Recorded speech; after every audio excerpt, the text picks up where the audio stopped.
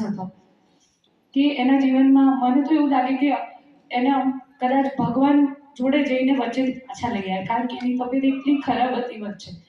તો આપણને એવું લાગતું કે ભાઈ, પણ એણે સંગીતનો સાથ કોઈ દિવસ નથી છોડ્યો. અમે મનુકાકાને અમે બધા બાઇકમાં અને બસોમાં જોડે બહુ રેકોર્ડિંગ કર્યા, અને પછી એને એનું એક સપનાનો એક માળો બનાવ્યો જેનું નામ હતું શિવધારા.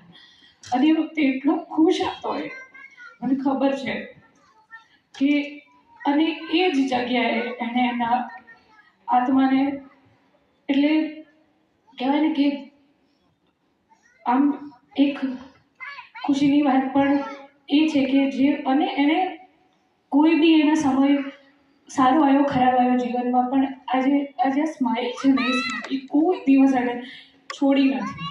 હંમેશા એણે કોઈ, બધાનું કાંઈ પણ હોય, કોઈ પણ કલાકારની, કિંજલ દવે આવે તો એના માટે એ છે, અને કોઈ નવો કલાકાર ગામમાંથી આવે તો એના માટે એ જ છે. બધાને સરખી રીતે રાખીને હંમેશા એણે કામ કર્યું.